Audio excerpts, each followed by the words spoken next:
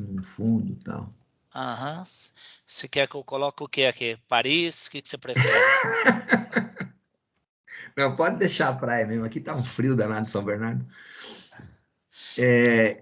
Então, bom dia a todos, todas que estão presentes, que estão chegando. E nós vamos ter hoje uma palestra com o professor Vladimir, que deixa eu ver aqui, o Júlio me mandou aqui, eu tenho que fazer, espera aí um pouquinho só, aqui, minutinho só, gente, até eu me achar aqui, aqui, vamos lá, aqui, explorador de arquivos, downloads, moderador aqui. Então vamos lá. Hoje a gente vai ter agora até às 12 horas uma palestra chamada Controle de Versão com Git, mas do jeito certo, com o professor Vladimir Roberto Espósito, professor da PUC, quem não teve aula com ele ainda. Ele é professor do curso de Ciência da Computação e da Engenharia Biomédica. É líder do projeto chamado BRAQuad, Brazilian Question Answering Dataset, que é Creation of a Dataset for Benchmarking Models of Machine Learning for Questions and Answering, né? Olha, em Brazilian português, que foi um prêmio, né? Do último Congresso de Inteligência Artificial, acho que se acabou sendo contemplado. E ele é consultor de engenharia de software e DevOps, né? Então, se você quiser acrescentar alguma coisa, Vladimir, aí a Está sua... ótimo. Muito Tá bem, está bom? ótimo. Tá ótimo. Então, já está gravando, é com você. Você vai permitir que sejam feitas aí já discussões durante o processo ou prefere... O assunto está extenso, mas nós podemos ver. Eu acho que poderia ter uma abertura pelo chat ali, aí eu vejo o que eu atendo ou Não, não. é que os alunos, acho que não têm acesso ao chat aqui do Teams, né? Não tem? Só eu que tenho? Tá, então se tiver, como está extenso, então vamos deixar assim mais fluido, né? E depois a gente anota alguma coisa e faz no final. Aí dá. Ô, Vladimir, deixa eu só falar, então, acho que foi o modo como criaram aí a equipe, eu acho que os participantes não têm acesso ao chat, tá, lá. E aí você pode, a ideia é que o pessoal abra o microfone e faça os questionamentos, tá? Tá. Uhum. Se precisar disponibilizar alguma coisa, a gente vê um jeito aí, você fala pra gente e a gente faz uma maneira de disponibilização. Beleza, então. Tá bom, então Tá a bom. priori Então, pode é com levantar a você, mãozinha e eu vejo ali vai como lá. é que funciona. Falou? A mãozinha pode levantar? Não sei, vocês que me digam. Pode levantar a mãozinha e a gente Acho que vai a dando a mãozinha palavra. funciona assim. Deixa eu ver, eu não estou vendo a mãozinha levantada. O jeito que Mas eu não Vê estou aí, ó, eu vendo. levantei a Vitor fez mãozinha. foi... Agora eu vi, agora eu vi. O jeito que o Vitor fez foi assim: você olha que vai e fala um pouco e dá um intervalinho e para dar uma, né, uma É que é coisa. só 1h30, né? E Então, fica uma perguntinha ou tá. outra. Tá bom, Tá bom. beleza, vai lá. Falou. Bom, Muito... boa palestra. Então, pessoal, bom dia. Para aqueles que me conhecem, olá. Para quem não me conhece, o professor Flávio já me apresentou. Eu vou falar de uma maneira um pouco mais pragmática sobre controle de versões, em particular o Git. Eu coloquei do jeito certo, porque eu identifiquei por aí que as pessoas usam controle de versão, o Git sendo um deles. Tem algumas pessoas teimosas usando as versões mais antigas, talvez só porque o repositório esteja na versão antiga, mas o ruim é estar usando do jeito certo. Não existe um jeito certo, mas existem vários. E da mesma forma, existem várias maneiras erradas de usar. Então, eu vou tentar cobrir em cima disso. Como eu não conheço a fundo a audiência, eu tenho uma introduçãozinha a respeito do que é o Git, mas logo em seguida eu entro de cabeça no assunto em si. Como foi colocado aí, vai ter a oportunidade de levantar a mãozinha. Acontece que eu estou usando 2 monitores aqui, eu estou estudando como é que eu vou ver que isso vai acontecer. Estou tentando Vladimir, à elaborar. medida que o pessoal levanta a mãozinha, a gente interrompe e te chama, tá bom? Tá bom. Eu fechei a janela no máximo aqui, mas não vai aparecer. Muito bem. Então, vamos lá. Vocês já devem estar vendo a tela que eu estou projetando aí. Deixa eu colocar o notebook do lado para eu ver também. E deixa eu apontar aqui o apontador laser, porque eu gosto do apontador laser. Vocês estão vendo o apontador laser aí? É bonitinho. Vamos lá. Do jeito certo. Então, o que é o Git? O Git é do tipo DCVS, Distributed Control Version System. O sistema de controle de versões distribuído. Se ele é distribuído, significa que ele não é local. Muito embora o Subversion foi considerado nos momentos dele como um controle de versão distribuído, ele não tinha as mesmas características que o Git. Podemos imaginar que o Git faz o que faz o Subversion. Quem não sabe o que é, apaga. É um controle de versão que foi bastante promissor relativamente ao anterior, mas o Git realmente ultrapassou todas as barreiras em agilidade e desempenho em como fazer as coisas. Enfim, nossa agenda.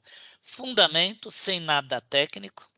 Vamos ver um pouquinho da instalação, mas do tipo papum. Principais comandos, o workflow básico e o workflow do jeito certo.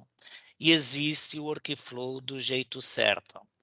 Quando você está desenvolvendo sozinho, só na sua máquina, se você não usa um repositório remoto, parece que tudo bem fazer daquele jeito, mas mesmo quando você está sozinho, sem repositório remoto, existe o jeito certo.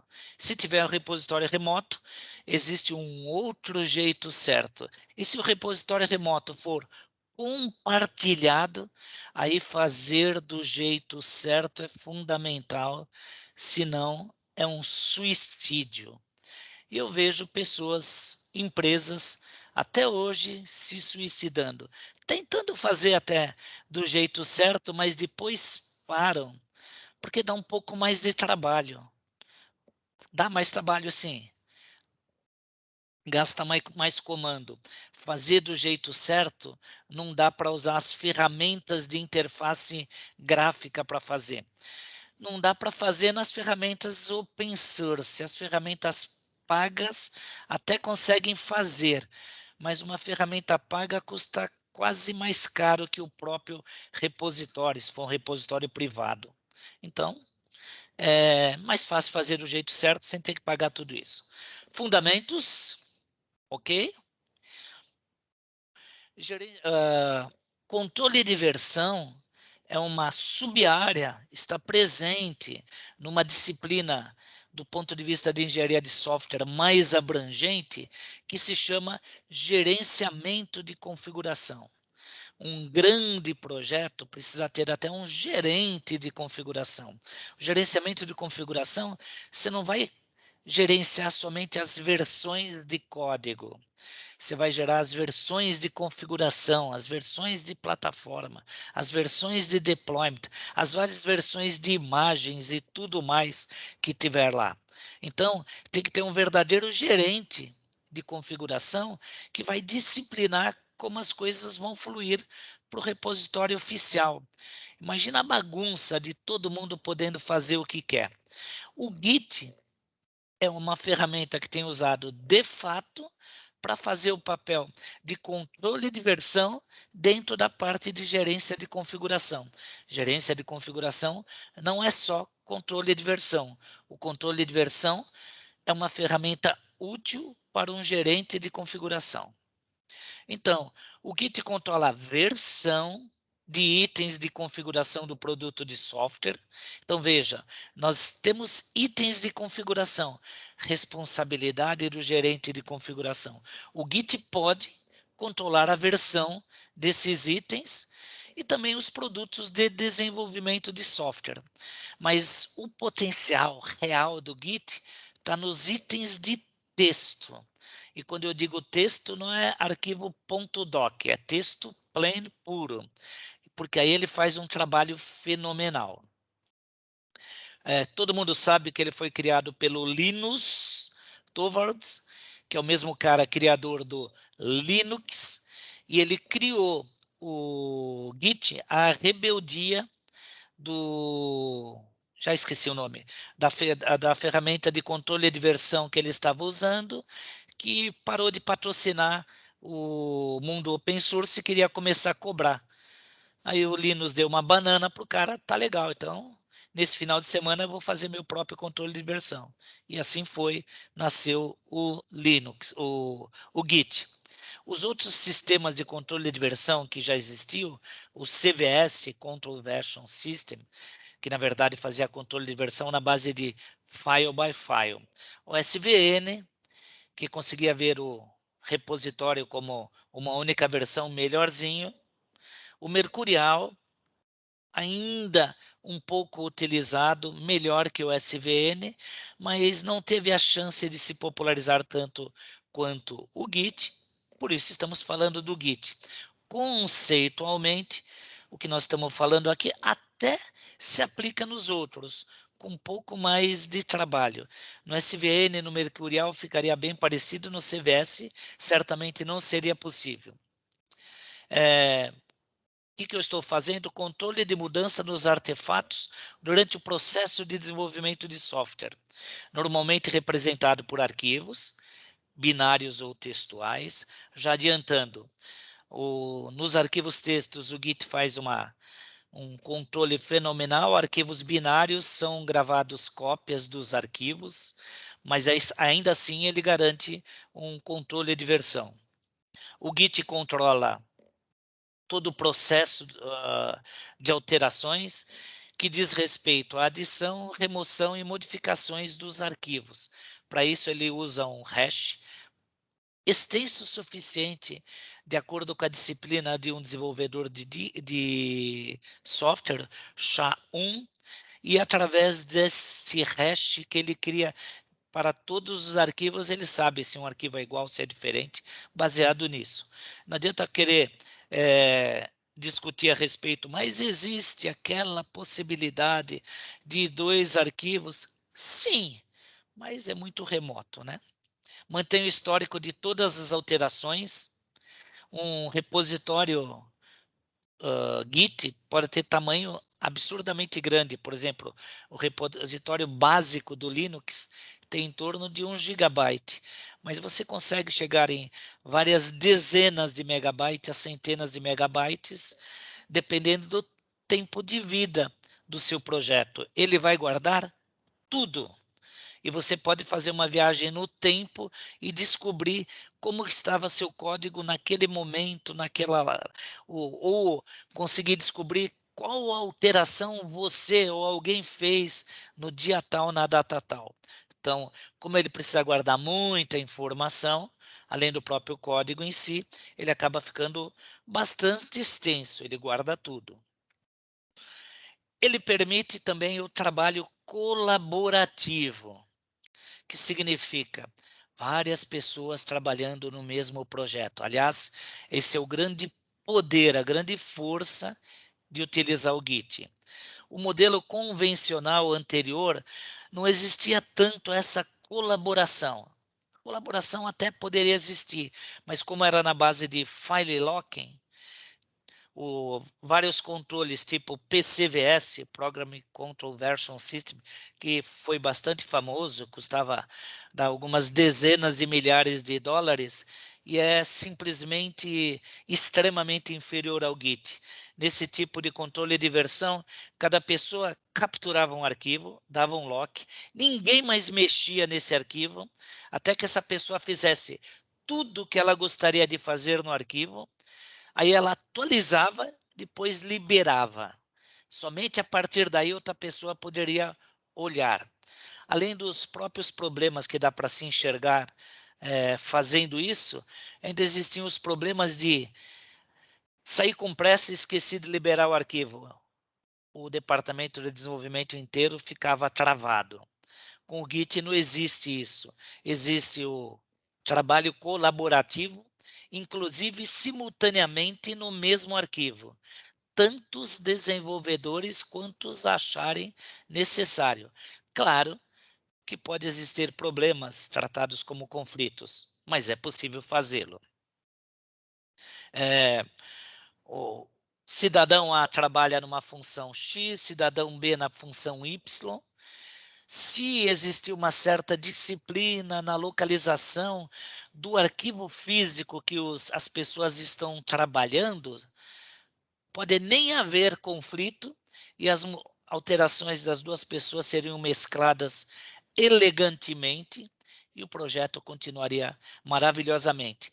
Porém, nós vamos ver que se o cidadão B trabalhar na mesma função X simultaneamente, a mescla dessas funções pode eventualmente dar problema. Bom, quem está no GitHub? Vou falar do GitHub, que é o mais popular, mas não é o único, não. O GitHub é um repositório privado e público, é o mais popular, provavelmente. As grandes empresas estão presentes, provavelmente o Facebook não fez a lição de casa direitinho, já que ouvi dizer que ocorreu uma pane nos sistemas do Facebook ontem, e não sei se foi de hardware, não sei se foi de software. Eles disseram que foi um problema de configuração. Cadê o gerente de configuração daquele negócio que não configurou direito, né? O próprio Zuck falou que, ups, chutei o fio. Na verdade, a história ainda vai ficar por aí. Já estão anunciando zilhões de bytes de informação de usuários do Facebook sendo comercializados na Deep Web. Será que realmente foi hacker? Me engana que eu gosto. Ainda, empresas que usam Git. Por que a Microsoft usa Git?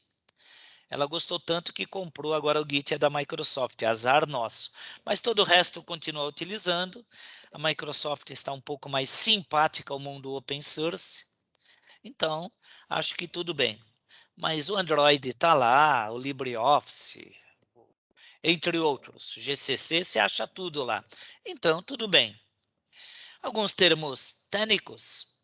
Repositório, onde estão armazenados todos os arquivos do projeto. Não interessa se é um repositório local, aí no seu notebook, no seu desktop, ou remoto. É repositório. Commit, carinhosamente chamado de comitar, né, em português, registro das alterações realizadas. É uma marcação. O commit é a efetuação da alteração. Branch, ramificação de projeto. Aliás, observação no Git, o branch é extremamente incentivado, porque o branch no Git é extremamente barato, que era um defeito do Subversion, que o branch era caro. O branch no Subversion, o controle de versão popular antes do Git, era efetuada uma cópia da subárvore onde você estava fazendo o branch, da subárvore mãe, né? E isso era muito caro. E no Git não é. O branch é só uma marcação para você saber que ali é uma ramificação e ele ocorre imediatamente sem ocorrer cópia alguma. Tecnologia de implementação. Merge, incorporar alterações realizadas ou unir branches. É quando você tem um código que está num branch e você vai incorporar em outro. Fork, uma bifurcação, uma cópia do projeto. Por exemplo, o Ubuntu é fork do Debian. Porém, fork não é comando de Git. Mas como é popular a expressão, ele está presente. Então, isso é só uma... nós estamos só falando a respeito de termos. O fork não é característica de Git. É uma feature, uma funcionalidade do GitHub, do GitLab, cada um tem o seu jeito, inclusive, de implementar o fork. Push, enviar alterações para um repositório remoto. Repositório remoto pode estar na sua máquina do lado, se você usa seu desktop como repositório remoto do seu notebook, ou pode estar na nuvem. por exemplo, no GitHub. Pull e fetch, maneiras de baixar alterações feitas de um repositório remoto. Observação, para quem já usa Git, por exemplo, fazer do jeito errado, e é muito popular fazer do jeito errado, e é até didático, quando você quer atualizar o seu repositório local para sincronizar com o remoto, é muito, muito, muito, muito, muito comum as pessoas implementarem pull, porque pull é um atalho de fetch seguido de um merge. Só que isso aí faz parte das más disciplinas e da receitinha de fazer do jeito certo. Embora sejam comandos equivalentes, fazer um fetch e depois um merge é o mesmo que fazer um pull, então é mais fácil fazer o pull. Mentira, porque se ocorrer uma coisa errada, a informação que você recebe do que houve errado fica misturada, confusa e até parte dela omitida. Se você fizer fetch e merge em separado, você consegue descobrir em qual passo que eventualmente alguma coisa está errada e é mais fácil saber as ações que você precisa executar para fazer do jeito certo. Então, é preferível fazer fetch mais merge, ninguém vai morrer porque está digitando 2 linhas de comando e ter mais conforto nos resultados. Muito bem, controle de versão. Essa coisa bonitinha aqui, eu tenho um servidor com uma base de dados de controle de versão. No computador A, alguém está trabalhando, no computador B, alguém está trabalhando, e as pessoas começam a trabalhar e realizar alterações no código. No Git, conforme eu vou fazendo alterações no código, no arquivos, por exemplo, A, B e C, eu vou aqui, o tempo correndo. Suponha que eu tenho, na versão 1, eu tenho arquivo A, arquivo B e arquivo C. Suponha que eu faça uma alteração no arquivo B. O repositório inteiro vira a versão 2. Na verdade, ele vira um número hexadecimal, que é o hash muito grande que não dá para decorar. Se eu fizer uma nova alteração no arquivo A, eu gerei a versão 3. Se eu fizer uma alteração no arquivo C, eu gerei uma versão 4. Se eu fizer novamente uma alteração no arquivo A, que agora virou A2, eu tenho a versão 5. Isso quer dizer o seguinte, não importa quantos arquivos, não importa onde eu faça a alteração, se é um ou em vários, cada vez que eu dou uma comitada, aqui estou usando a liberdade poética de aportuguesar, quando eu dou uma comitada, eu gero uma nova versão do repositório. Acabou a história, e isso é maravilhoso, isso revolucionou como nós fazíamos controle de versão, e os nossos arquivos no controle de versão sempre vão pertencer a 3 estados. Ele vai estar no estado trabalho, que é meu diretório, eu abri um diretório aqui na minha máquina, chamei Work, coloquei alguns arquivos, meu diretório de trabalho. Em determinado momento, eu pego e falo para o Git, adiciona no controle de versão, e ele coloca naquilo que ele chama de staging area. Significa, já está sobre a gestão do controle de versão. Se eu executar o commit, ele vai para o repositório. O repositório na sua máquina, para quem já teve curiosidade, tem um arquivo .git, que no Linux é um arquivo oculto, né? No Windows o arquivo não é oculto, mas ele é oculto por comandos do Windows, mas se você mandar mostrar, ele vai aparecer, está tudo lá dentro. Então, esse arquivo aqui não pode ser perdido de maneira nenhuma. Os outros você pode até perder, porque está tudo lá dentro. Ele é a cópia real do seu repositório. E o processo ocorre isso o tempo todo. Eu tiro coisas de lá, faço alterações, adiciono porque eu acabei de alterar, gostei, comitei, foi para lá e tudo começa. Na verdade, esse é o estado do seu arquivo. Mas do ponto de vista de trabalho, como é que eu uso realmente, eu fico assim. Eu tenho arquivos gerados lá no meu diretório de trabalho. Depois nós vamos ver isso em linha de comando. Eu pego, edito, coloquei um arquivo lá, lista de compras, por exemplo. Aí eu adiciono através de comandos git, esse cara ele vai para o estado staged. Esse é o estado do arquivo. Muito bem. Eu pego, esse arquivo foi colocado lá. Então, ó, esta linha seguido dessa. A qualquer momento eu posso dar um commit. A hora que eu der um commit, esse arquivo vai estar dentro do controle de versão, dentro daquele diretório lá. Perdão, quando eu falei estados do arquivo, aqui é localizações dos arquivos. Agora aqui são os estados reais. Ele vai estar dentro do diretório .git, mas continua existindo no meu diretório de work, só que agora ele está não modificado. Então, eu tinha um arquivo que não estava no controle de versão, untracked. Adicionei no controle de versão, staged. Comitei, está salvo lá, está no diretório .git, ele está não modificado. A qualquer momento, fui tomar um café, voltei, edito de novo. Embora o arquivo esteja sob o controle de versão, ele vai entrar no estado de modificado. Então, ele é um arquivo que está no controle de versão, está dentro do .git, mas eu editei, então ele ficou modificado.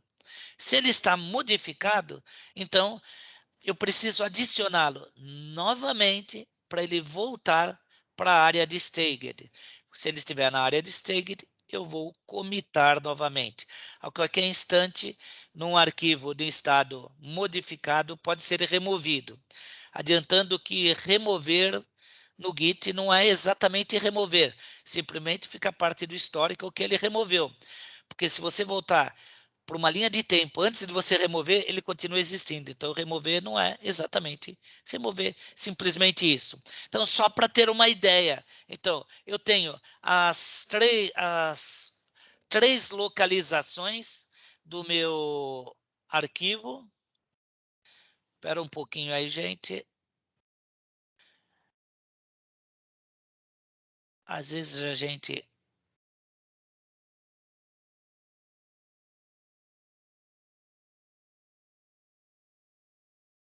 Opa, teclado errado. Como qualquer brasileiro normal, eu trabalho só com teclado americano.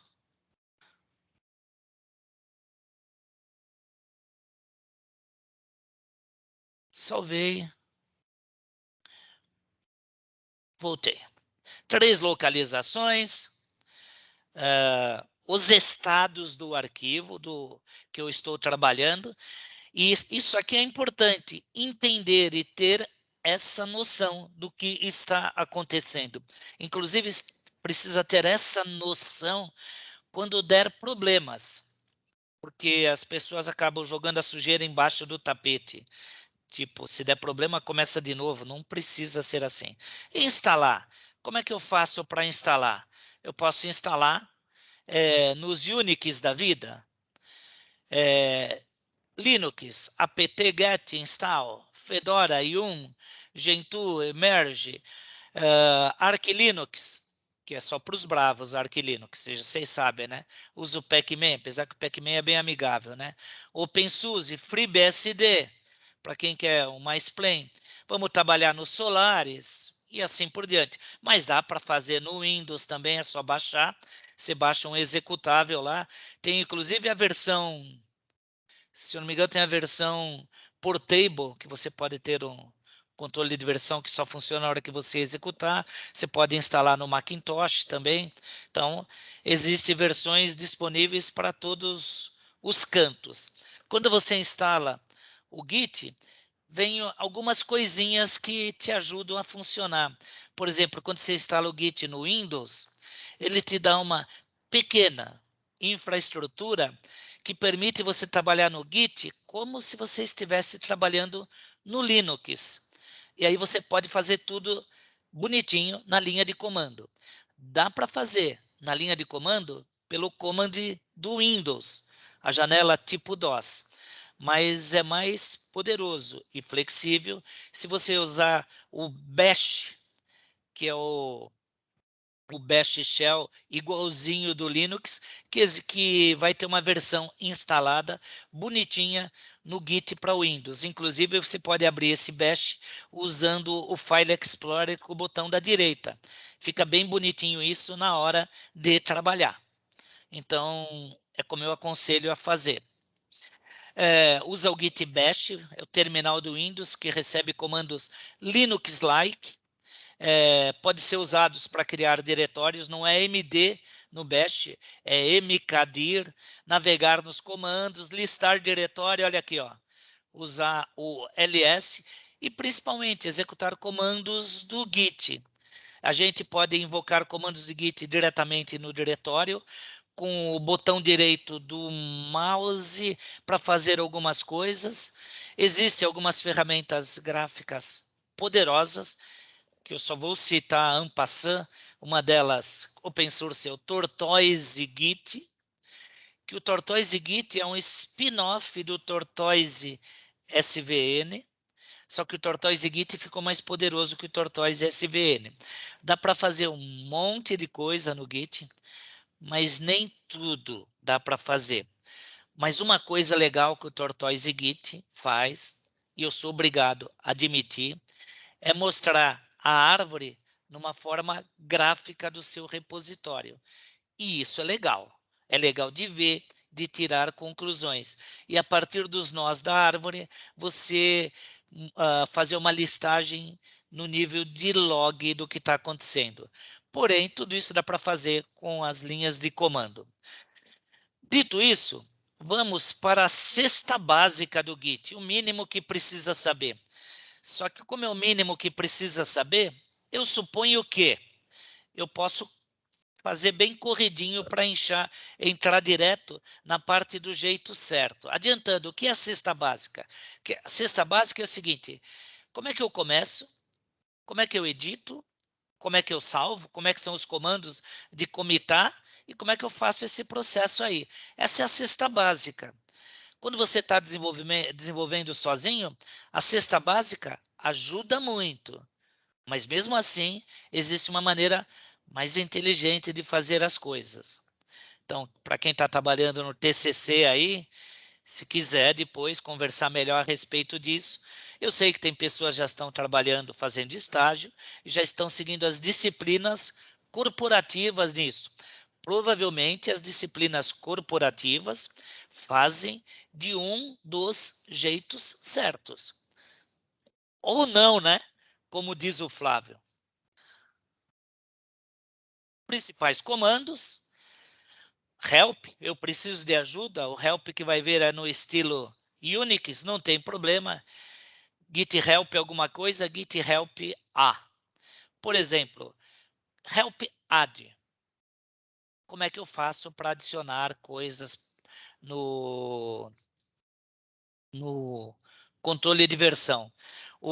Basicamente, a ideia do Git é o seguinte: tudo que você quer executar, você começa digitando Git.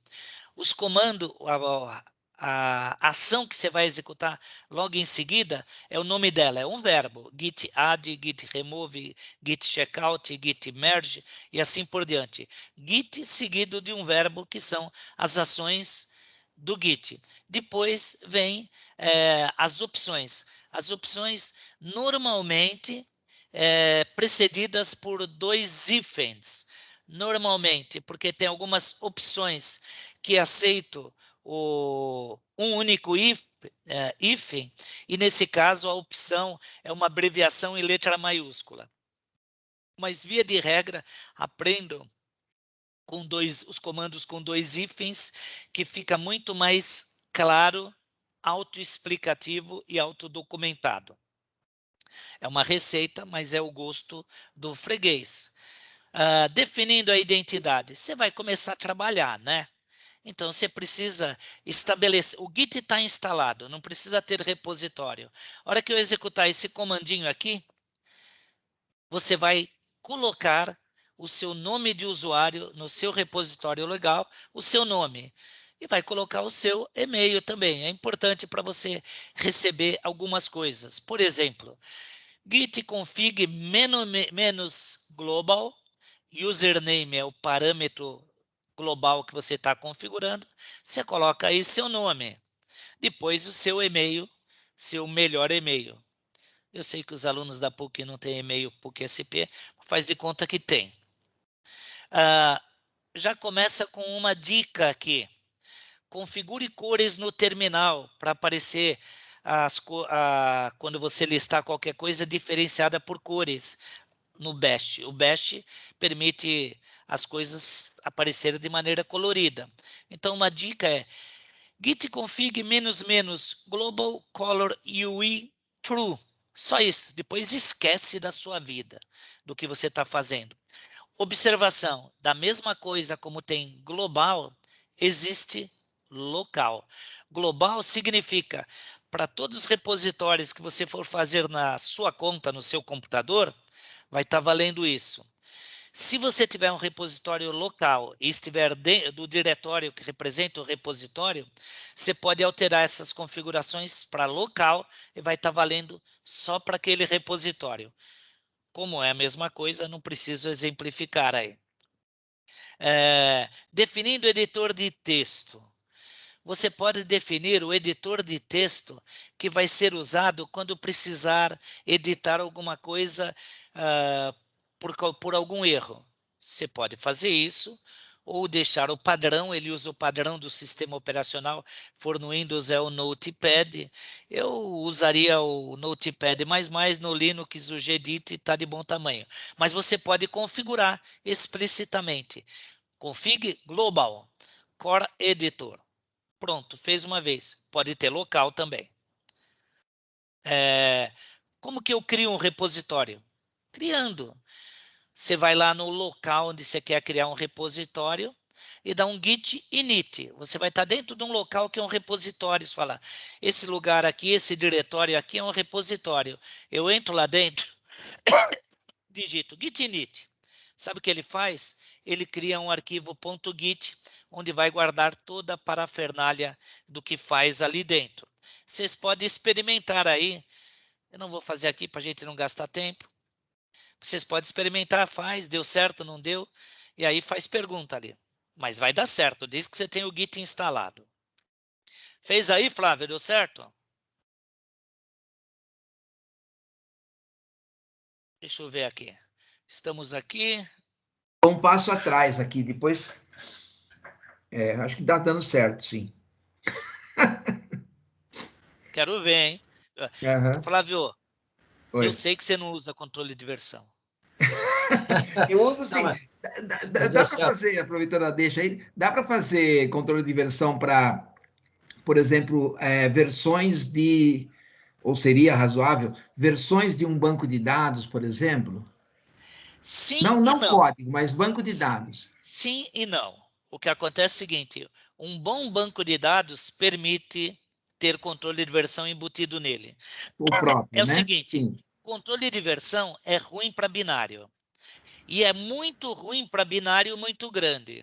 Ah, sim, claro, claro. O Linux até tem o seu sistema de arquivos específico para arquivos binários de tamanho grande, é o LFS, o Mas Large. assim, talvez eu falei banco de dados, mas, por exemplo, versões de um TCC, por exemplo, de um artigo, Ok, se normal. você for que nem o Ítalo, que grava todas as fontes dos arquivos em TeX, que na verdade são arquivo texto, fica belezinha.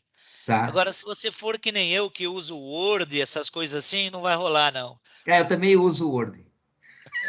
É por isso, Xingando, mas então, eu que o uso. Ítalo escolhe Então, o LaTeX, né, Ítalo? É isso, né? Essa é uma razão.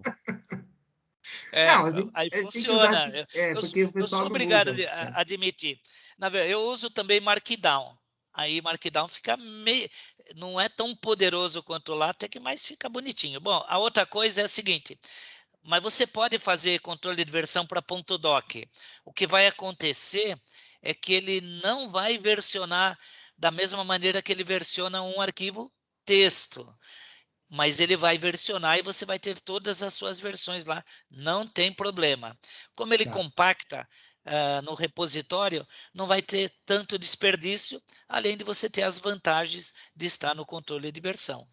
Portanto, a resposta é como o pedreiro diz lá em casa, depende, veja bem. Ok? Uhum. Vamos Não, lá. quando eu falei banco de dados, por exemplo, assim, alguma coisa em Excel, né, versões de planilha. Se você não for aqueles caras que usa Excel como banco de dados, tudo bem. Não, não, não, é. Às vezes sim. Bom, vamos lá. Criando um arquivo dentro do repositório. Uma vez que eu criei, que eu falei repositório, agora você está no controle de versão, eu só fiz git e init. Só isso. Eu posso criar um arquivo lá. A gente cria o arquivo lista de compras. Faz aí, Flávio, lista de compras. Você pode criar esse arquivo lista de compras digitando coisas desse tipo aqui, assim, por exemplo, quem está no... Deixa eu chegar até lá. Esse daí eu faço com copycon, lista de compras.txt. Você pode fazer isso, Tá. mas se você tiver no Bash, você pode fazer assim, tout lista de compras.txt. Faz tout porque o PowerPoint sabe o que é melhor para a gente, mas é assim. Se você tiver no Bash, você faz isso. Aí ele cria um arquivo de tamanho 0, aí você vai lá só editar. Só edita. É isso. Isso é quem usa Linux está acostumado com isso. O tout faz isso, se você dá um tout num arquivo que já existe, ele atualiza a data e a hora daquele momento em cima do arquivo. É o tout no arquivo. Se o arquivo não existe, ele passa a existir. Bom, mas eu posso fazer isso no Bash e no Windows. Lembra, o Bash é para você executar os comandos como se você estivesse no Linux. Dessa maneira, você tem o melhor dos dois mundos para fazer isso tudo aí. Por exemplo, tá aqui, ó, o meu Bash aqui, ó. Eu tenho comandos normais de Linux aqui, em cima disso aqui. Eu estou num ls-al. É repositório? Isso aqui não é repositório. E se for? Se for, ele vira um repositório. E agora, ele é um repositório? Agora ele é um repositório. Olha o ponto .git lá, ele está falando, agora você é um repositório e você é o master, seja lá o que for isso. Simples. Até o Flávio consegue fazer. Não, Vamos lá. exatamente. É verdade. Mas aceita VB? Aceita. O problema é seu. Aceita. Clipper. Ok, aceita. Eu parei lá, né? Vamos lá. Criei a lista de compras, está lá. Aí, o que eu vou fazer? Vou dar um git status. Eu criei a lista de compras, vou dar um git status. Ele vai mostrar como é que está a situação. Esse arquivo está no controle de versão? Não. Mas ele está lá? Tá. E eu sei que está lá, mas não é meu, se eu for o controle de versão.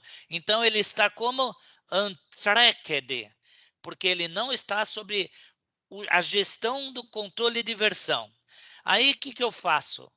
Eu vou lá e adiciono add. Lembra? Git, verbo, parâmetro. O único parâmetro aqui é isso aqui, add. O que aconteceu? Eu adicionei, então ele foi para o estado staged.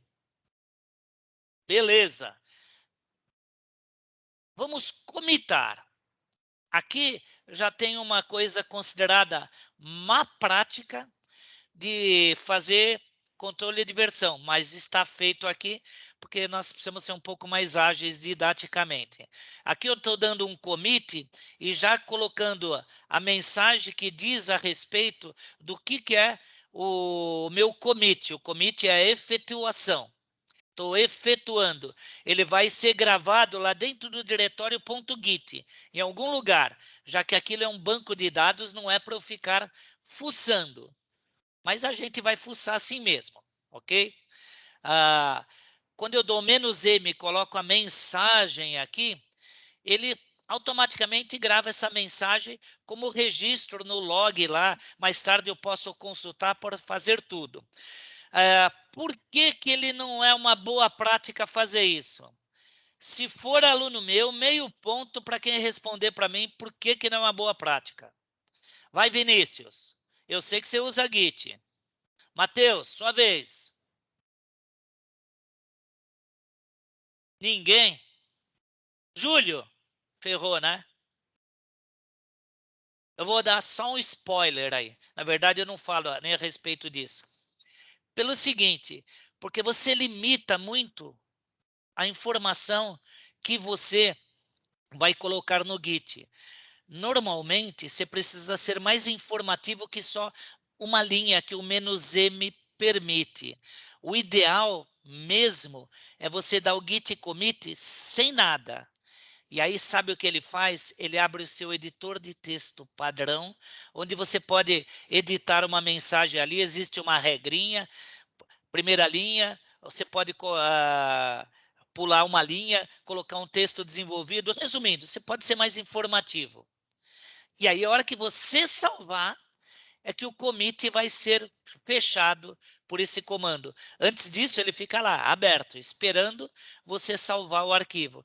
Se você abrir, fizer isso aqui num passo só, não precisa. Quando que eu uso isso aqui?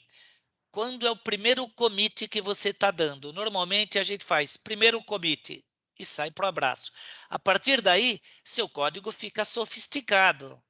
Você não é tão bom assim que você, numa linha única assim, consegue explicar o que significa o motivo pelo qual você está realizando o commit. Aí onde está o erro em colocar isso daqui. Então, prefiram isso ao longo de. No início dos tempos, pode fazer isso. Já deu uma dica e uma informação. Segue em frente do jeito certo. Agora eu vou fazer o quê? Eu vou editar o arquivo. Se eu vou editar e acrescentar um item lá dentro. A hora que eu editar e der um status, ele é um arquivo que está no controle de versão, mas agora ele está no estado modificado. Conforme nós vimos lá atrás. Se eu der uma nova comitada aqui, veja que eu estou dando commit "-a". Ué, você não deu o add? Falou que tinha que dar o add? Na verdade, quando eu dou esse "-a", ele adiciona todos que foram modificados. Num passo só. Já coloquei a mensagem, quando eu der esse commit "-a", o que ele vai acontecer com ele? Ele vai stagar. Vai para o staged. Perdão, não coloquei. Vai para o staged e pronto, vai para o estado não modificado novamente. Vai para o staged. Na verdade, quando eu dou o A, ele vai para o staged. E como eu dei commit, ele vai para o estado não modificado num passo só. Ele faz esse pulo daqui, ó, de modificado para pum, para não modificado aqui.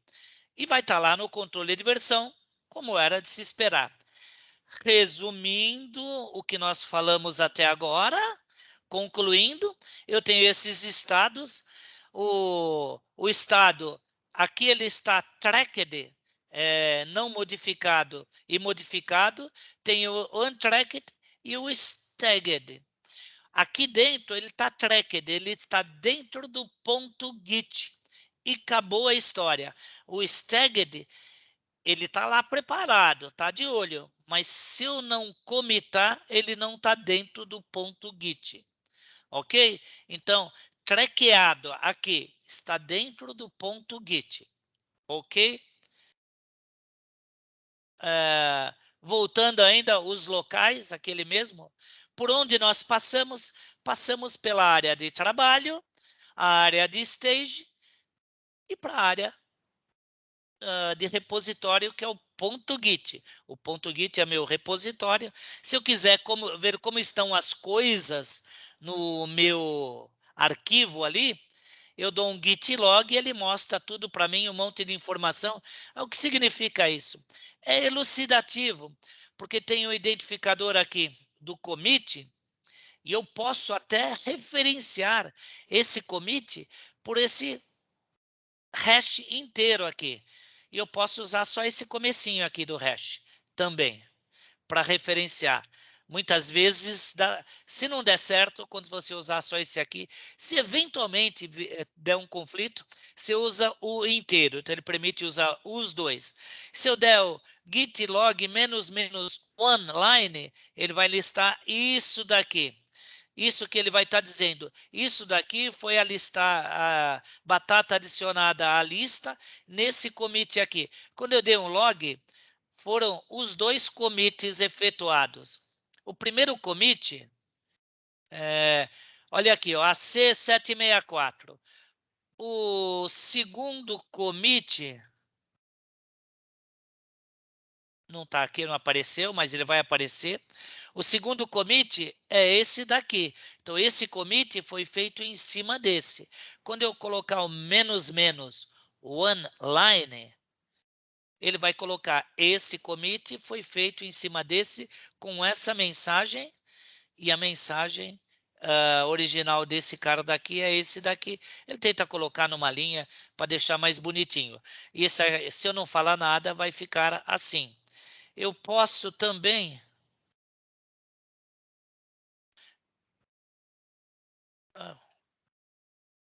Você pode colocar... Eu achei que eu tinha colocado aqui. Você pode... Deixa eu ver se não ficou... Porque eu editei várias vezes.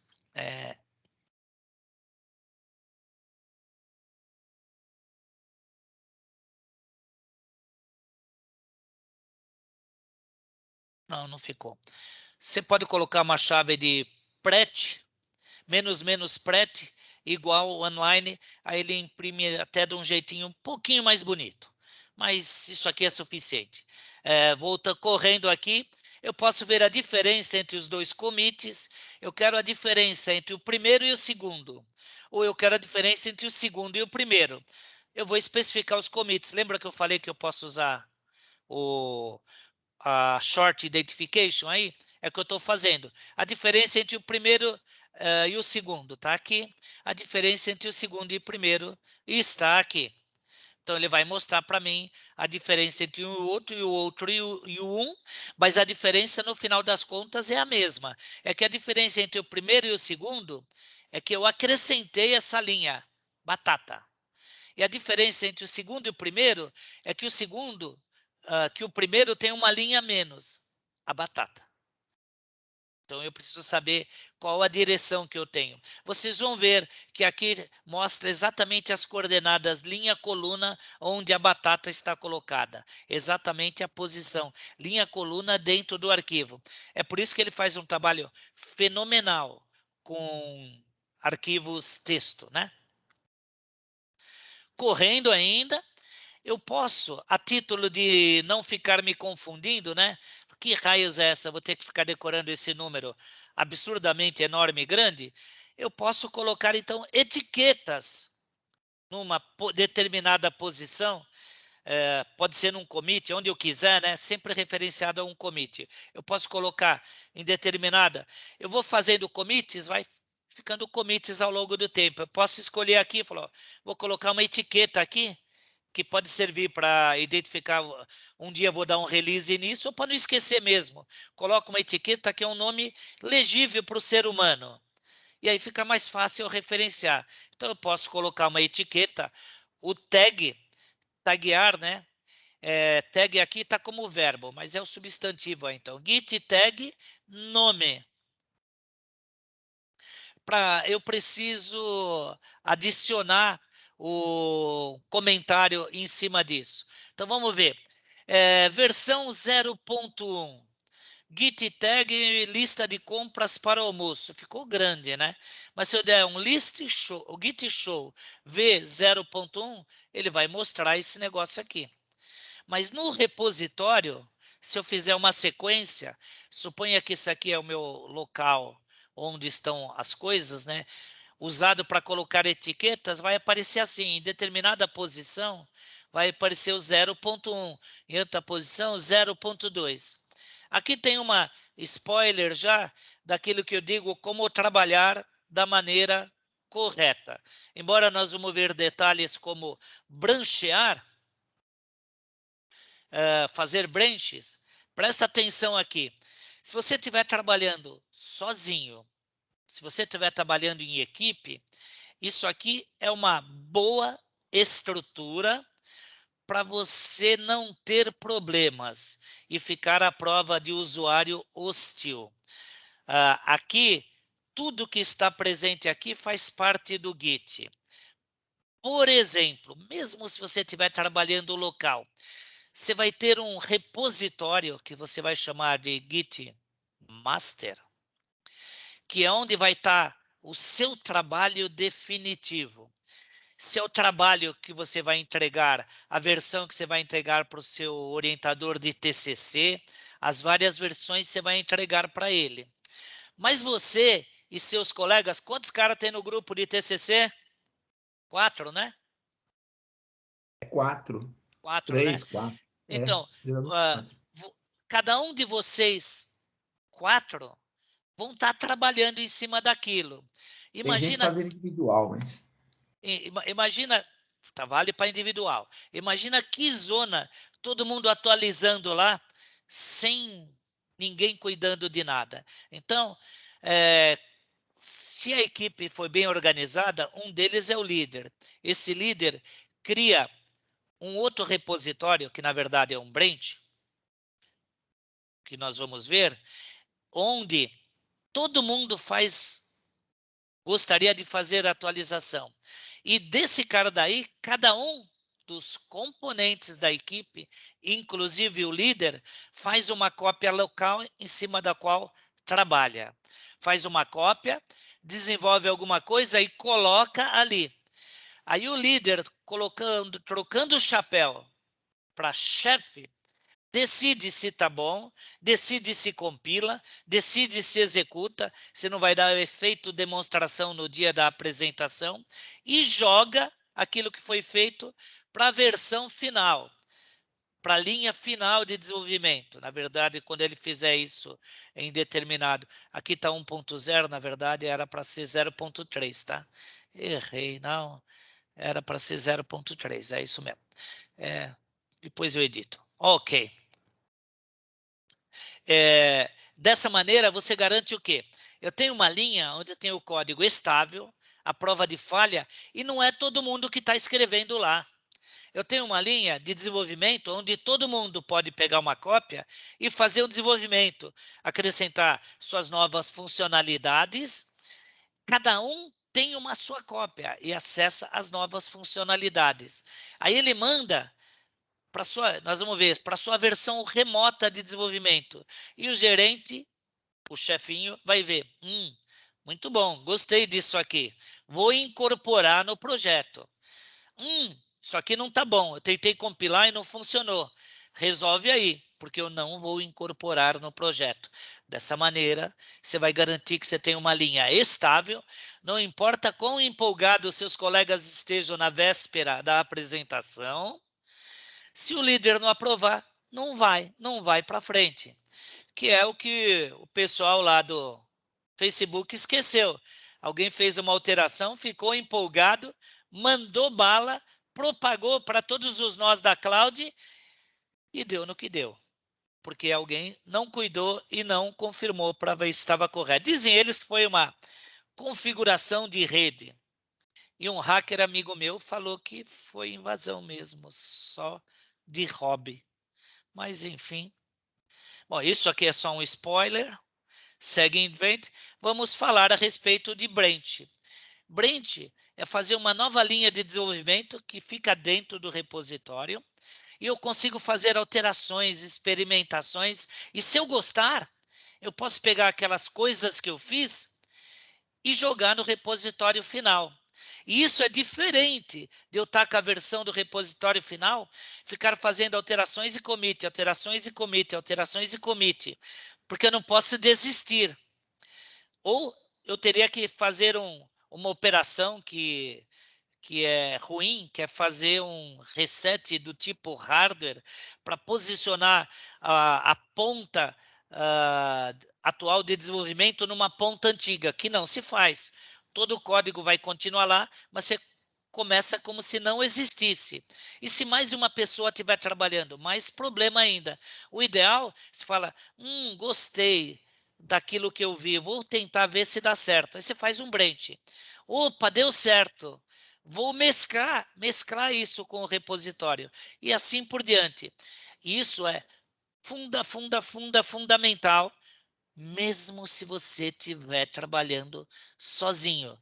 Nunca faça commit no master branch. Terceira dica, nunca fazer commit no master branch. Numa versão corporativa de controle de versão, é proibido, da justa causa. Pelo menos na minha empresa daria, se eu tivesse uma empresa. E eu mandava embora por justa causa mesmo, sem dó. Claro que, pela estrutura que você faz do seu sistema de controle de versão, por autorização, você proíbe alguém de fazer isso, pronto, acabou a história. Isso pode ser feito no GitHub, GitLab, qualquer um usa a versão de repositório privado. Repositório privado, só o dono consegue fazer alterações naquele repositório, coloca isso sobre uma reg de um workflow corporativo controlado, está resolvido o problema. Por enquanto, nós queremos só trabalhar com os branch. O Git incentiva fluxo de trabalho, o qual se fazem branch e merge com frequência até várias vezes ao dia. Quem falou isso é o Scott Chacon, que fez o livro Pro Git, que trabalha no GitHub. Desconfio que ele entende do que ele está falando. Inclusive, o GitHub usa uma versão de repositório para eles extremamente simplificada, que a meu modo de ver não deve se empolgar as pessoas, porque normalmente uma empresa não tem tanta gente que entende de Git quanto a empresa de nome GitHub. Então eu sugiro uma versão um pouco mais controlada do que a versão flexível que o GitHub usa. Se vocês olharem na literatura aí, vocês vão ver. O próprio Scott Chacon fala dos motivos que eles fazem aquilo. Então, o Git incentiva o fluxo de trabalho que se faz branches e merge com frequência, porque é barato fazer no Git. E você faz isso localmente também. Por exemplo, aqui está uma pequena linha de desenvolvimento, aqui estão os commits. O primeiro commit é o que fica na extremidade, mais na ponta do grafo orientado. Parece uma árvore, mas é um grafo, do grafo orientado. A gente vai ver que depois vira grafo. Então, o primeiro commit é esse aqui. No Git, a gente diz cada commit que ele faz um snapshot. Ele não faz cópias. Ele faz um snapshot, semelhante a um armazenamento só das diferenças, mas é mais complicado com isso e é técnico. Quando eu fizer uma nova alteração na lista de compras, eu crio um novo snapshot, cuja identificação de commit é essa, apontando para o anterior. Veja, cada commit só conhece o seu irmãozinho mais velho. Se a gente virar isso assim, vira uma árvore de cima para baixo. Beleza, essa aqui é a raiz da árvore. Fiz de novo um snapshot nessa posição aqui. Opa, essa posição definitiva aqui.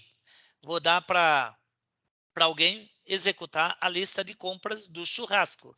O Flávio ficou incumbido da cerveja. Então está a lista e o Ítalo da carne. Separa uma lista da carne, mando para o Ítalo. O Flávio, para comprar cerveja, não precisa de lista, porque ele sabe que a gente só toma Heineken. Então, mas a lista de carne é importante. Gero um tag, versão 1.0. É um tag aqui. O que esse cara faz? Nada, o tag é passivo. Eu só carimbei aqui, não vou esquecer dessa posição. Essa posição é muito importante. Que posição é essa? Essa posição é a cabeça de tudo que eu estou desenvolvendo. É o head. E ele é o master também. É a linha master de desenvolvimento. No GitHub, você pode escolher o nome do master. Se é main, ou um nome qualquer você quiser.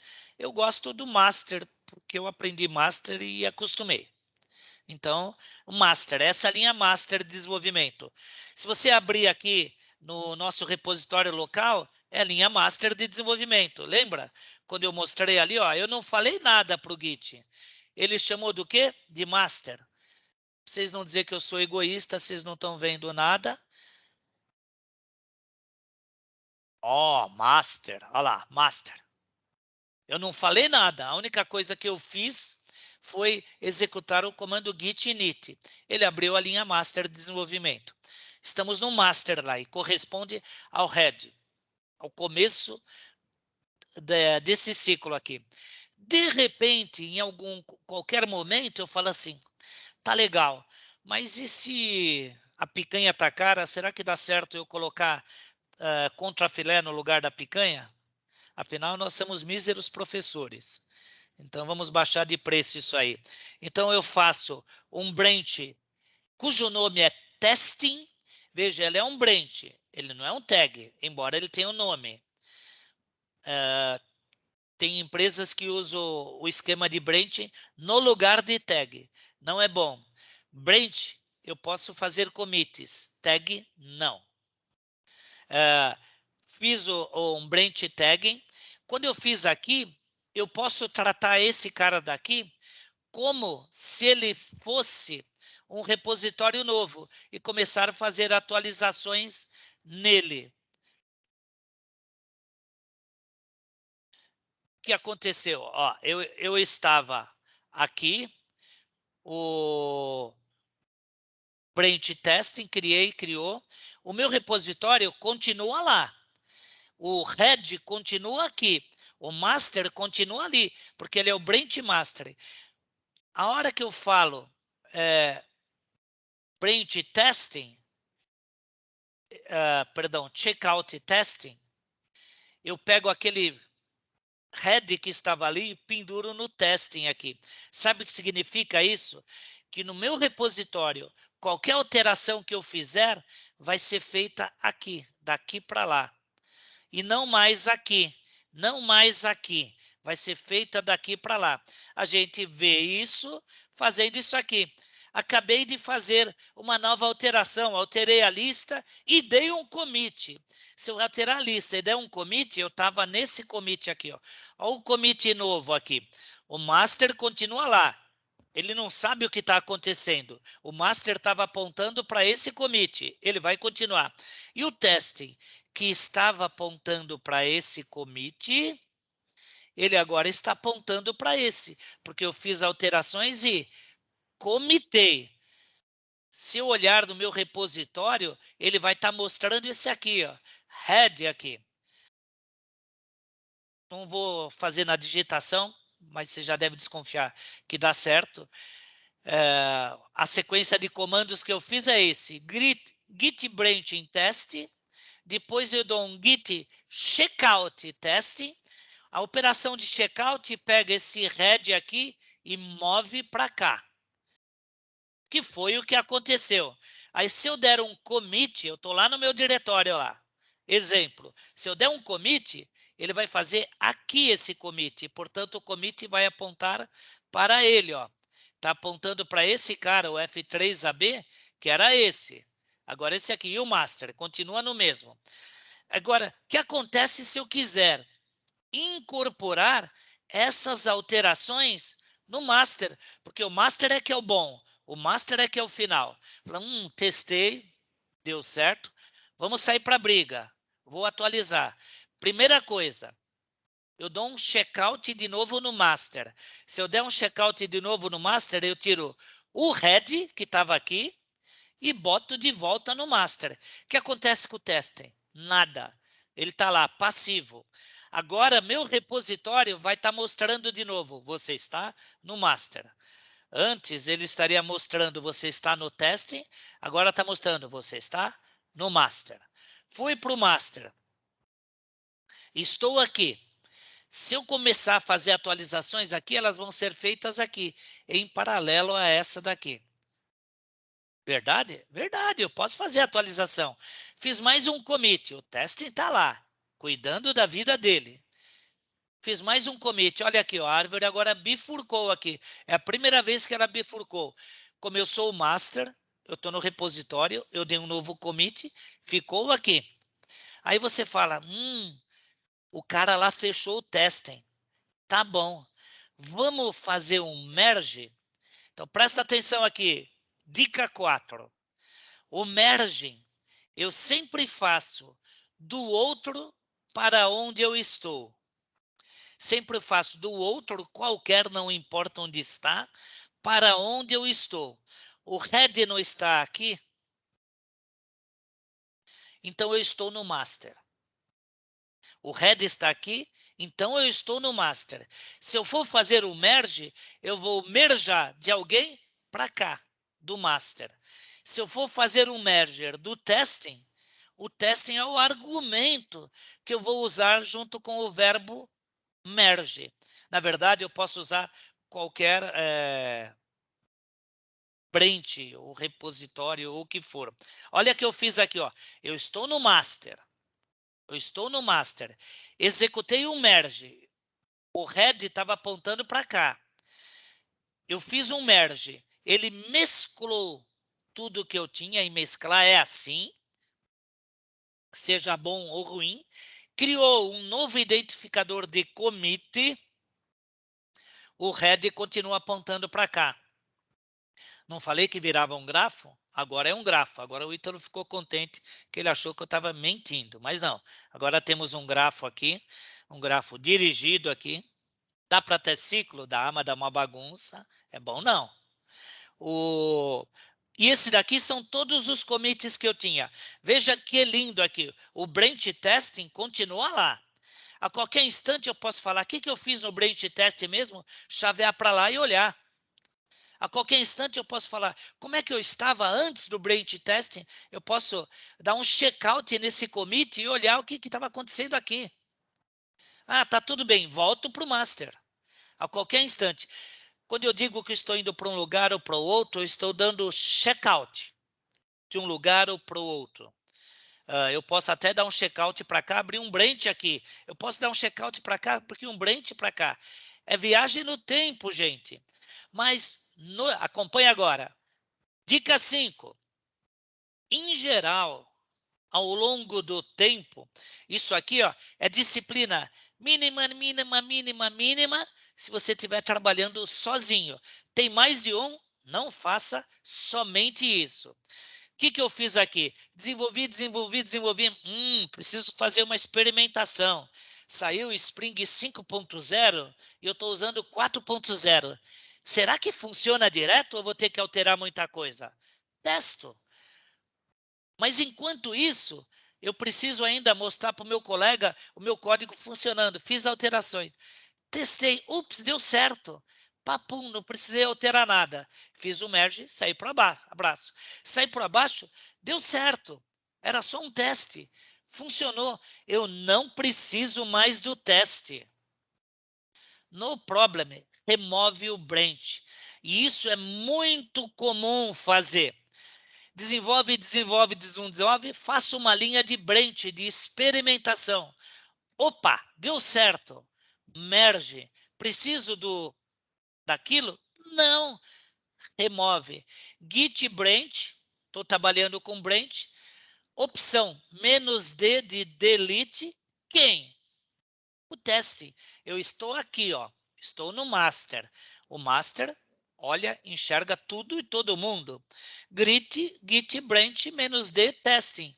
Aquele negocinho que estava aqui, não está mais. Pronto. Se você está sozinho, só você, ninguém mais, pode ser interessante fazer isso. Basta ter mais de um que não. Se tiver mais de um, imagina o que vai estar acontecendo com a linha principal master aqui. Todo mundo querendo fazer isso. É por isso que, na hora de fazer Git branching, a gente faz disciplinadamente. Aqui, nós temos o fluxo master de desenvolvimento. Nós temos uma área de... o master é o master. É o repositório sagrado. Ninguém mexe, só o dono. Teoricamente, o Zuck deveria ser dono do repositório final do Facebook. Não é mais, pelo visto, né? Depois, uma área onde as pessoas podem copiar e fazer desenvolvimento para mim, meus funcionários. Então, meus funcionários vão copiar isso daqui e vão trabalhar com uma cópia disso. E vão me orientar, me avisar quando eles querem fazer uma atualização disso. Se eu estiver só eu e meu colega, então nós podemos fazer assim, tem um branch de desenvolvimento e eu e meu colega, meu parceiro, trabalhamos em features em cima disso. Um branch de desenvolvimento faz um, faz outro, faz outro.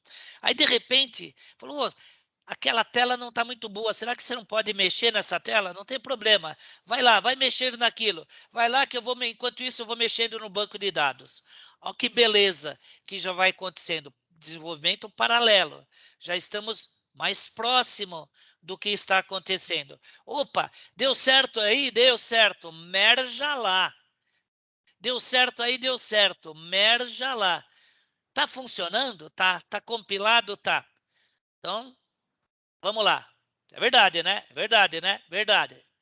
Comita para a versão final, que vocês vão poder mostrar para o Ítalo sem dar efeito demonstração. Porque eu tenho certeza que ele vai testar aquela única feature que vocês não estavam prestando atenção. Porque é o que a gente faz. Nós temos esse dom. E aí vai, segue em frente, gente. A gente vai até meio-dia. Deixa eu correr aqui. Então, eu posso listar os branches, eu posso criar um novo branch, criar um branch, git branch, nome. Eu posso listar um branch, eu posso fazer um checkout, desviar para um branch. Fazer um checkout é desviar para um branch. Eu posso fazer um desvio para aquele hash lá, o hash de commit. E eu posso também desviar para um tag.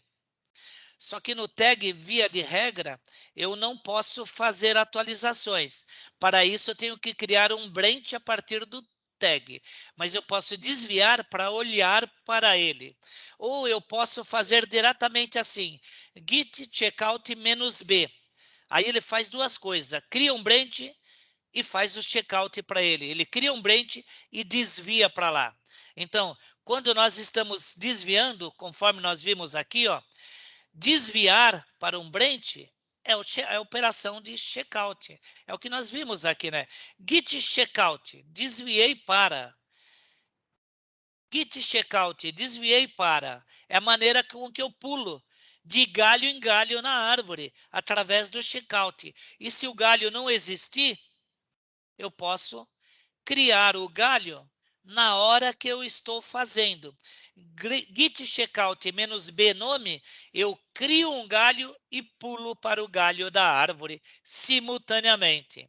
Aqui no caso, git checkout lista 2, o branch lista 2 deve existir, senão isso não dá certo. Se eu colocar o -b na frente, ele cria o lista 2 para mim igualzinho.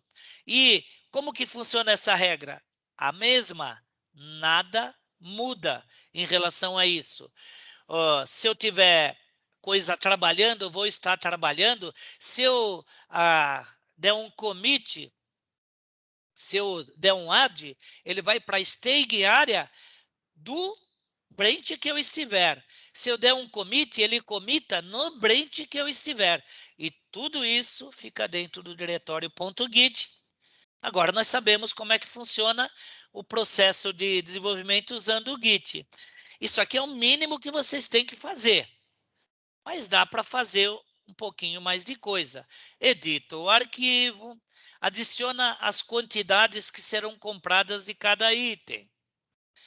faz um commit, colocando a mensagem. Dou um checkout no master. Então, eu fiz um commit, eu tinha o primeiro, fiz um commit, fiz outro commit aqui, fiz um branch lista 2, fiz um commit aqui, esse branch lista 2, é esse aqui, né? Se eu tivesse feito o branch lista 2. Estou pulando etapas aqui. Então, eu tenho o primeiro, um commit no primeiro, fiz um branch, vim parar aqui, fiz um commit de novo no master e vim parar aqui. A ordem do commit são essa ordem das coisas que estão acontecendo aqui. O número hash é aleatório. A gente nunca vai saber, aleatório não, né? Ele é calculado. A gente nunca, não existe uma ordem dos hashes. Então aqui está numerado aqui, supostamente, só para lembrar que eles são diferentes. Esse commit menos A aqui, como eu estou no master, ó, de um checkout no master aqui, quando eu comitei, ele veio para cá. E o lista 2 continua ali, vivo e inalterado. Se eu fizer um merge, é onde eu estou. Se eu, já repeti, se eu estou no master e é o último que eu estou, já que eu dei um checkout no master, então faz o merge daquele cara lá, que é a lista 2, aqui. Shit, deu erro. Existem conflitos. Meu, o que será que o Flávio fez? Vamos lá olhar. Ah, tá ali. A hora que a gente vai Não verificar. mexi em nada, não. Na hora Foi o que. estagiário, foi o estagiário. O estagiário, né? Ah, foi estagiário, é isso aí, né? Foi o que aconteceu. Se a gente for olhar para dentro desse arquivo, abre o editor de texto e olha dentro desse arquivo aqui. Na verdade, ele já abriu o editor de texto para a gente. Você vai ver uma coisa parecida com isso. Esse monte de menorzinho aqui, head, tá aqui. Esse monte de igual, separando. Esse monte de maiorzinho aqui, lista. Regra, o primeiro que está aí é o que você tinha. O segundo é o que você está trazendo e está conflitando com o que você tinha. Então, sempre essa regra. Eu estou no repositório fazendo o merge do outro para cá.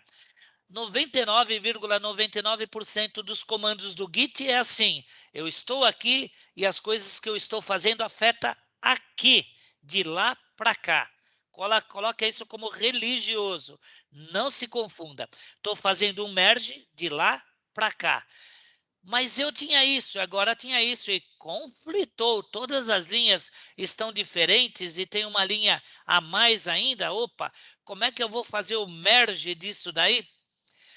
Aí você fala, o merge é o seguinte, joga fora as primeiras linhas, fica com a segunda. Na verdade, é ad hoc. Você, como desenvolvedor, decide qual é a correção correta. Corrigiu, salvou. Ah, salvei. Agora pode. Comita aí. Comitou. Abrir um editor de texto para você editar uma mensagem. Lembra, se eu mando comitar tudo que está alterado e não coloco o "-m" com a mensagem, o que ele faz? Abre o editor de texto. Abri o editor de texto, eu edito, resolvi o conflito, né? Na verdade, quem abriu o editor de... A hora que eu fiz isso aqui, ele abriu automaticamente.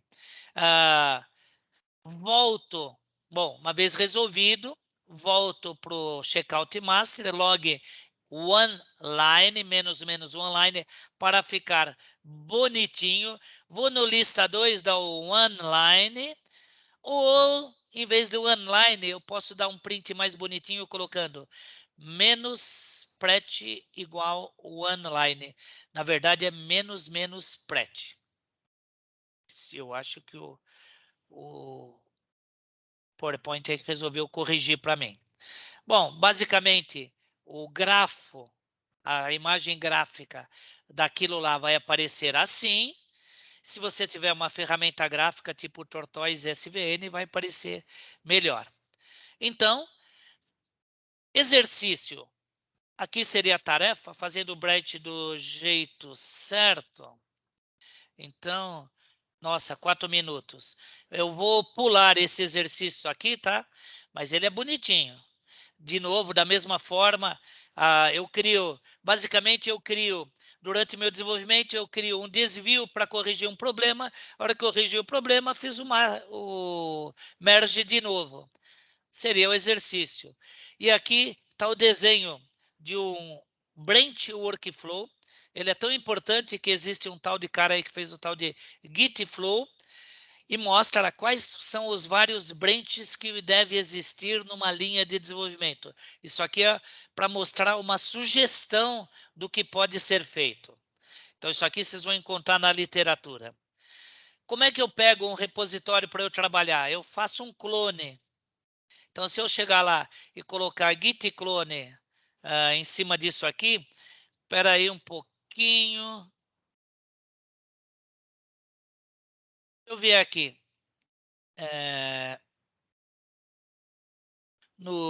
nesse exemplo aqui, ele já é um diretório Git, né? mkdir ex2 cd ex2, aí vou dar git clone. Eu já copiei aqui o joguinho da velha desse cara aqui, que eu não conheço, é um joguinho da velha em Python, para quem precisar. Pronto, acabei de copiar um repositório. Eu estou repositório aqui, olha ele aqui, ó. Repositório está aqui, git status, está aquele lá, git log, vai mostrar tudo ali. Não, agora eu só posso, pronto. Preciso estar lá dentro para pegar aqui. Nada para comitar, tá tudo bonitinho. Todas as operações são dentro de um repositório. Um git log. O que para terminar? Menos one line. Tá mostrando bonitinho.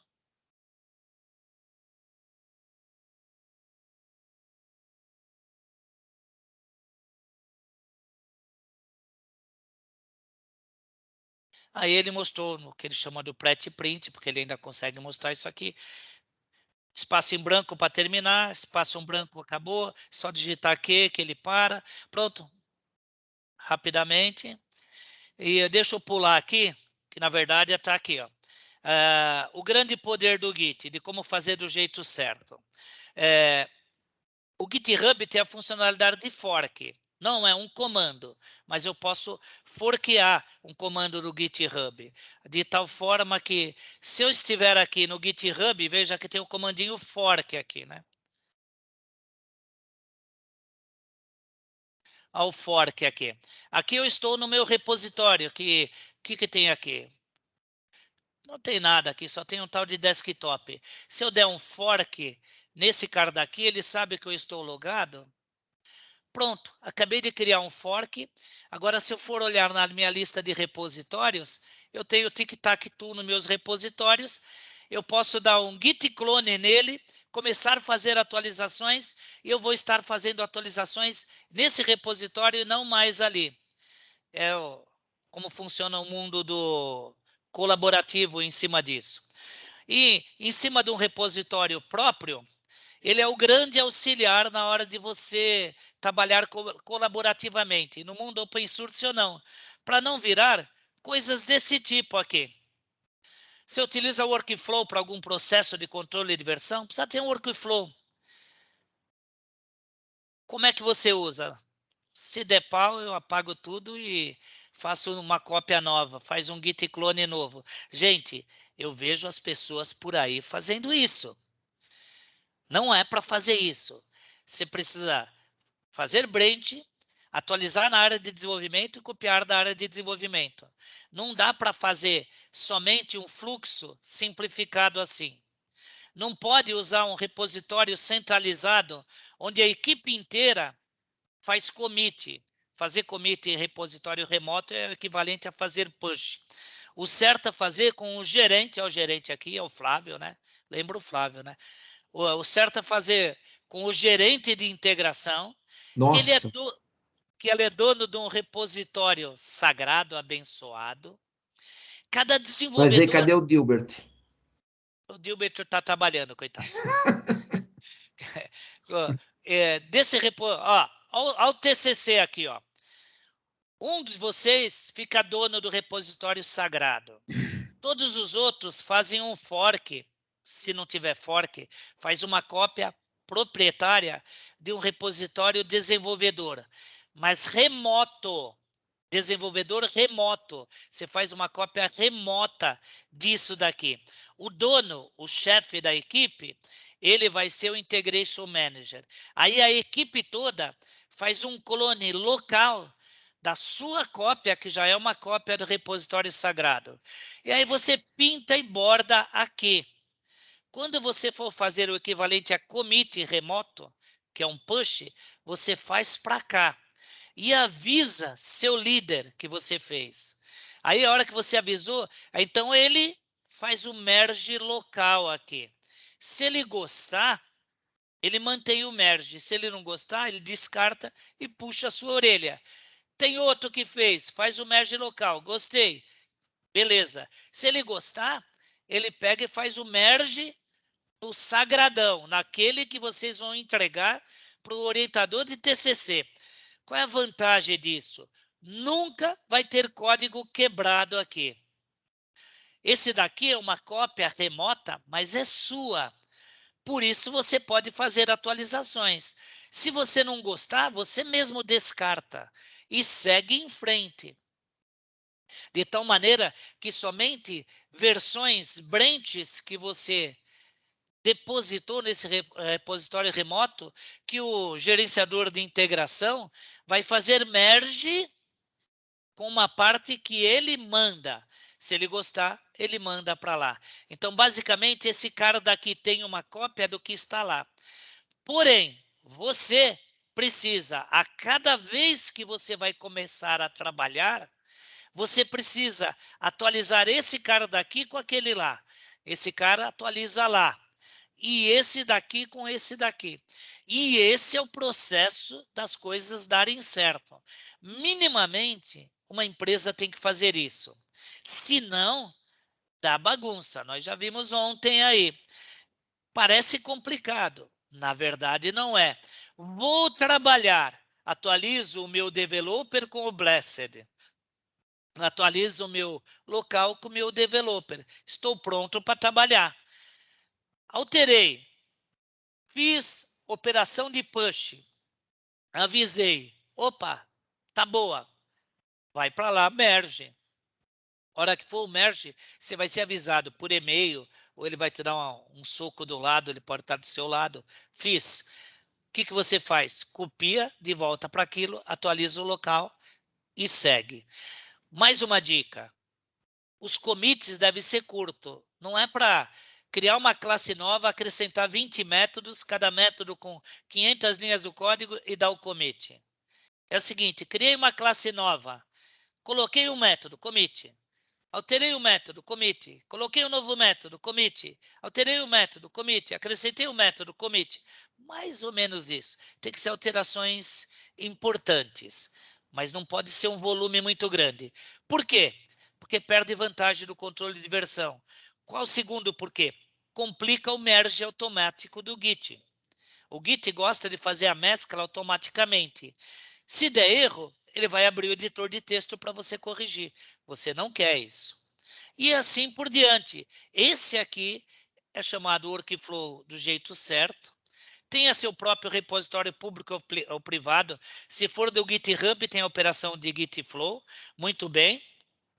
Uma vez que você tem seu próprio diretório público, né, pelo próprio GitHub, você pode trabalhar desenvolvendo. É como se esse repositório fosse seu público, seu, mas na verdade ele é privado, dentro da empresa. Só que aí você dá um clone nesse cara daqui, e não nesse, você nem pode dar um clone nesse. De tal forma que quando você mandar atualizar, você manda atualizar esse. Só que quando você mandar atualizar esse, alguém precisa saber que aconteceu. Você faz faz um checkout, coloca as features que você quer e dá um push. Dar um push é como se você estivesse dando o commit aqui. Não é. O push é um upload das suas alterações. Só que ele é um upload fazendo o merge com o que está lá. Por isso que lembra um commit. Aí, se você tiver no GitHub, você pode configurar um pull request para o dono. Quando eu for fazer um pull request aqui, eu sei quem é o dono. Falei, alterei o seu tic-tac-toe, está mais bonito agora. Então, você dá um pull request para ele. Aí ele vai lá, examina. Se gostar, ele absorve o que você fez. Se ele gostar, ele absorve.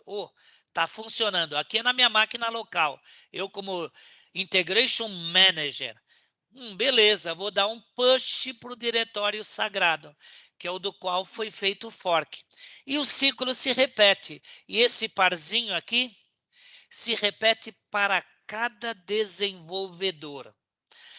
Isso é a prova de erro de desenvolvedor. O que acontece se alguém, em algum momento, algum desenvolvedor produziu um código errado que até foi aceito aqui? Dá para voltar atrás. Dá para voltar atrás aqui, dá para voltar atrás nesse merge e dá para voltar atrás nesse daqui. Porque vai existir um commit, que foi, na verdade, uma operação de push, justamente devido àquele pull request daquele cara que fez, que estava errado. Então, eu posso cancelar aquilo. Existem as maneiras de cancelar. Dessa maneira, eu fico à prova de falha e garanto o desenvolvimento colaborativo, quer seja de um TCC, quer seja de um projeto grande numa empresa. Quando eu falo numa empresa grande, gente, imagina a bagunça. 10, 20 pessoas trabalhando simultaneamente no mesmo repositório. Imagina se fosse assim. Seriam os Deus nos acuda. Não pode, tem que ter disciplina, mas não é porque eu estou falando, é porque é o jeito certo, simplesmente de fazer. Você precisa manter o seu repositório atualizado. Aqui tem a receitinha para manter meu repositório atualizado. Então, eu vou avisar para o meu repositório pseudo público para ele ficar atualizado. Então, tem uma série de operações que a gente faz aí. Vou pular um pouco aqui, que eu já atropelei o horário aí, mas tem mais uma dica aqui. A dica é a seguinte. Da mesma forma que na hora de trazer os dados do repositório remoto, a operação clássica que se usa é a operação de pull. Eu dou o pull, ele traz do remoto e trabalho. Na receitinha básica de Git, o pessoal fala, antes de começar a trabalhar, faz um pull. Ok, na verdade, o que eles querem dizer é que você faça um fetch e um merge, um seguido do outro, 2 linhas de código, porque fica mais claro. E da mesma forma, quando você for fazer um merge simples, e eu não falei lá atrás, para falar aqui, existe também essa chave aqui, ó, no menos FF. O controle é menos no FF. FF quer dizer fast forward. O padrão no Git é sempre fazer o merge com fast forward. E eu estou dizendo para vocês fazerem sem. Sempre façam um merge com no FFF. Vai depender da política da empresa. Basicamente por causa disso aqui. Se eu fizer o merge automático e eu tiver algumas atualizações no branch aqui, depois de fazer o merge, o Git vai pegar essas atualizações e vai encaixar elas aqui dentro. E elas vão ter valores de commit diferentes, porque elas vão estar encaixadas aqui dentro.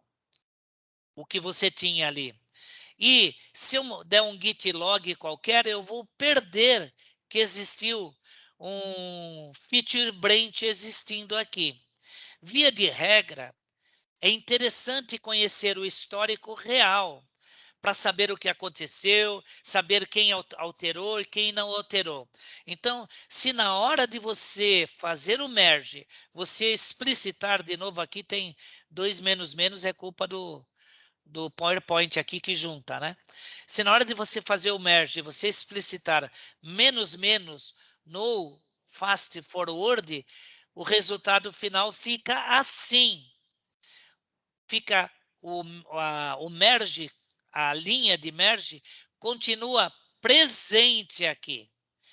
E ela continua presente se eu assim o desejar, quiser manter o histórico daqui. Claro que se eu não quiser, eu posso remover o branch como um todo. E aí ele se vira e foi uma linha direta. Mas do ponto de vista de preservação do histórico, é importante mantê-lo. Então, git merge, é sempre de lá para cá, né? Git merge, feature branch, para cá, para o develop, lembra? É no develop que eu trabalho e não no master direto, que é o que está lá no repositório sagrado. Agora vai ser assim. Usar menos no FF para preservar o histórico. É a 6ª dica que foi colocada ali. Se eu não falar nada, ele alinha e perde. O Git sempre tenta fazer isso. Se não der certo, ele faz isso. Por isso você coloca isso daqui, para sempre ser assim e nunca assim. E tenho o dito, workflow com gerente de integração, com preservação do histórico. Olha aqui, ó, eu estou fazendo atualização no developer. No developer meu. Cada um tem o seu. Antes de avisar o gerente de integração para misturar com a linha principal de desenvolvimento. Aí eu ia passar para aquilo que eu chamo de Advanced Mode, mas eu vou pular o Advanced Mode e vou falar direto aqui, já que eu atropelei. Se vocês procurarem lá no diretório do GitHub, tem um documento lá que se chama GitHub Git Sheet. Folha de dicas do GitHub. E tem a versão PTBR, que a comunidade graciosamente traduziu para a gente. E essa folha de dicas dá um resuminho dos principais comandos, que são mais do que eu coloquei, os vários config global. Espera aí que falta só 10 slides, é papum. Criação de repositórios, como é que eu crio? Ou eu dou init ou eu dou um clone, né? Não tem outro jeito. Fazer as mudanças, verifico mudança, acrescento arquivo, verifico mudança, dou um reset no arquivo, eu posso fazer com que os arquivos voltem à versão anterior, dou uma comitada com ou sem mensagem, mudanças em grupo, faço um branch, se eu não avisar nada, eu listo. Se eu der um nome, eu crio. Se eu dou um checkout, eu pulo para a folha. Se eu dou um merge, de lá eu merjo aqui. Se eu dou um git branch -d, eu excluo um branch. Tudo isso nós já vimos. Mas só para... eu posso remover um arquivo, que é quase isso. Posso remover o arquivo do controle de versão, mas preservando localmente. Aí eu dou uma forçada na barra aqui. Tenha certeza do que está fazendo. Eu posso mudar o nome do arquivo. Como o velho e bom Linux, o MV de mover é, na verdade, mudar. Na verdade, mudar o nome, perdão. Eu posso avisar quais arquivos que eu quero remover da estrutura de arquivos de gerenciamento. Eu posso criar um arquivo .ignore para colocar. Eu posso empilhar as últimas alterações que eu fiz, trabalhar num código, fazer commit, desempilhar e continuar no que eu estava fazendo, a operação de stash. Deu um problema, mas eu não quero abrir um branch, eu dou um pop. Vou lá, cuido, resolvo, comito, pronto, vou continuar o que eu estava fazendo. Onde eu estava mesmo? Dou um list. Eu sei onde estava. Git stash faz o push, dou um pop. Desempilhei, posso continuar trabalhando ou antes de desempilhar eu posso dar um drop e continuar cuidando da minha vida. Só para dizer que tem o comando, tem que olhar com mais detalhe, mas é legal. Log, histórico de versões, diferença, mostrar as mudanças, o metadata fica dentro do Git, Git reset num arquivo, descarta todo o histórico e mudanças para o commit especificado. Ih, meu, esse Flávio aí, vou descartar o que ele fez. Aí eu descarto, volto para a versão anterior e continuo cuidando da minha vida. Isso dá um problema, porque se teve merge, eu já trabalhei com esse merge, vai ser todo mundo atualizado. Cuidado. Dá uma merge, né? Dá uma merge, é isso aí. Sincronização de mudanças. Em vez de fazer o pull, faz um fetch e um merge. Ok? Ainda a sincronização de mudanças, fetch e merge. Trago do remoto para o local.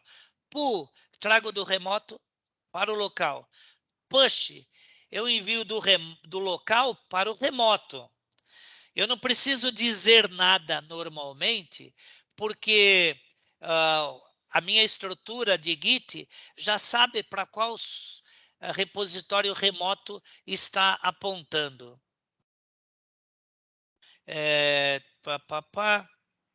Deixa eu ver aqui.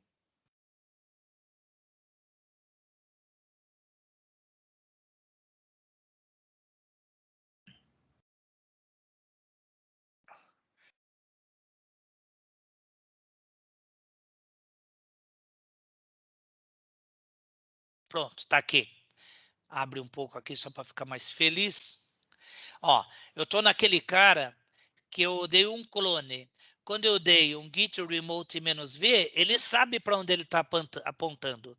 Se eu tentasse fazer um update, ele tentaria atualizar lá, que seria prontamente proibido, que eu não sou o dono.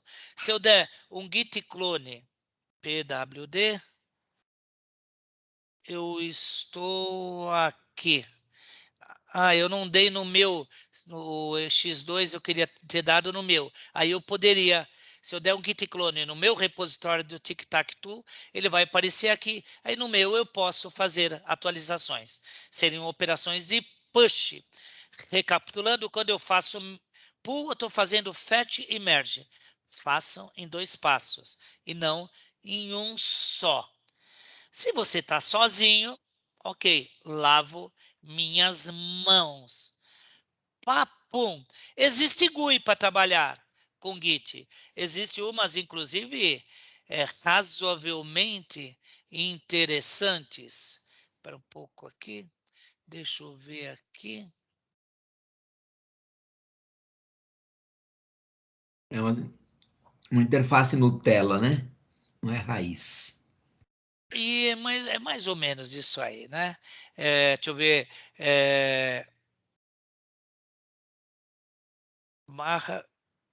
Estou tentando ir para o meu diretório, mas direto aqui. Espera um segundo aí. Eu tenho que ir no Drive C, no usuários, porque eu não estava lá. Aí no eu, aí depois existe o e.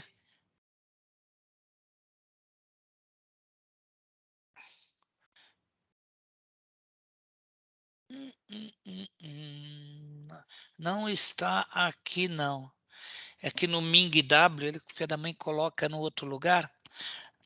Vou deixar para lá, vai. Só estou gastando tempo aqui.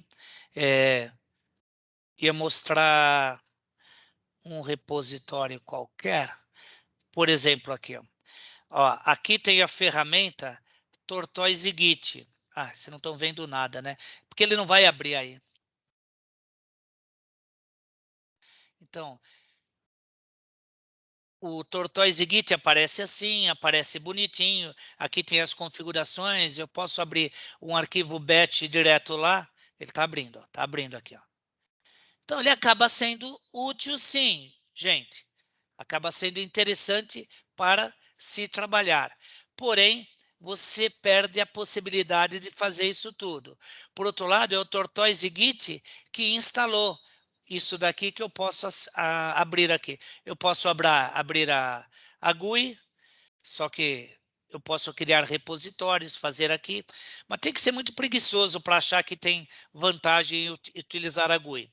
O meu conselho é não utilizar a GUI.